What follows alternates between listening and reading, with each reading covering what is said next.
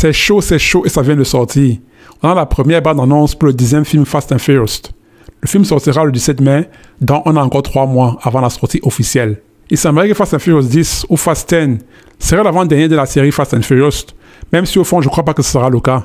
La bande-annonce dure presque 4 minutes et dans cette vidéo, je vais vous donner mes impressions. Donc sans plus tarder, installez-vous, allons-y, let's go!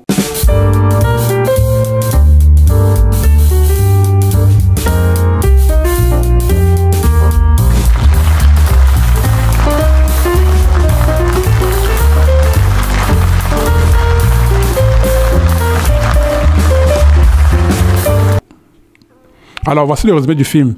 À la suite des événements du Fast and Furious numéro 9, Cypher et Dante, qui se révèle être le fils de Herman Reyes et qui était présent avec son père lors du braquage de Rio dans Fast and Furious numéro 5, s'unissent dans leur combat contre Dominic Toretto et son équipe, aidée par Tess. Mais cette fois, Tom va faire face à un adversaire lié à son passé à Rio, contre lequel il éprouvera les plus grandes difficultés et qui s'en prendra à ce qu'il a de plus cher, sa famille. Contre toute attente, Toretto et sa famille ont pu déjouer, dévancer, surpasser et distancer tous les adversaires qu'ils ont croisés sur leur route. Ils sont aujourd'hui face à leur ennemi le plus terrifiant. L'idée est quand même un petit retour aux sources, car il ne faut pas oublier qu'à la base, c'était un peu de tuning de course dans la rue que le film était basé.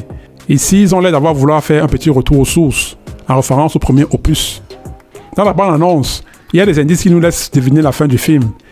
Vin Diesel a même dit qu'il aimerait avoir comme vilain dans Fast and Furious numéro 11. Restez scotchés pour en savoir plus. Dites-moi ce que vous pensez de ce trailer dans les commentaires. À mon avis, la saga Fast and Furious est devenue encore plus belle après le Fast and Furious numéro 5 jusqu'au 8. En revanche, je pense que le 9 m'a un peu déçu. Je l'ai trouvé ennuyeux et avait des scènes prévisibles.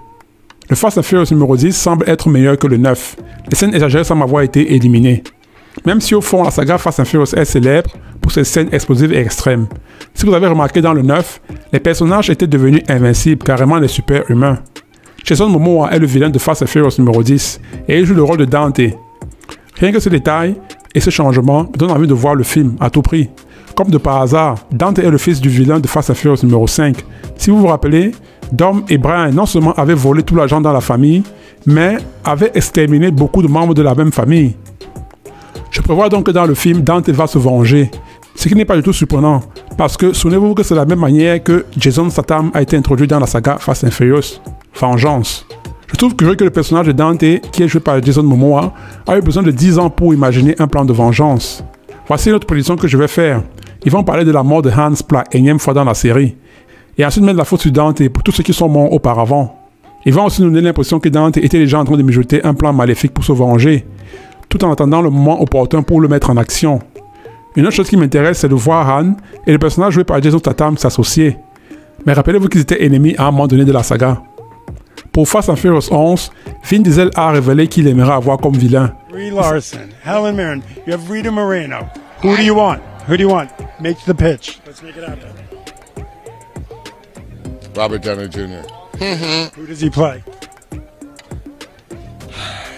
There's a character that, without telling you too much about what happens in the future, there's a character who is the antithesis of Dom, who is promoting AI and driverless cars and a philosophy that with that goes your freedom.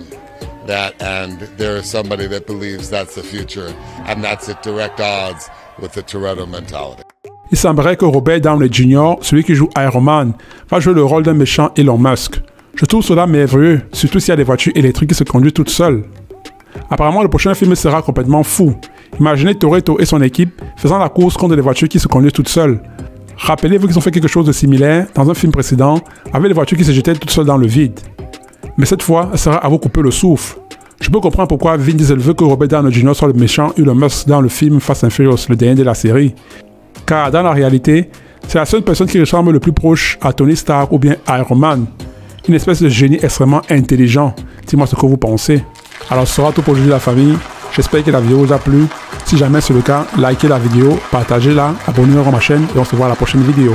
Hasta la vista.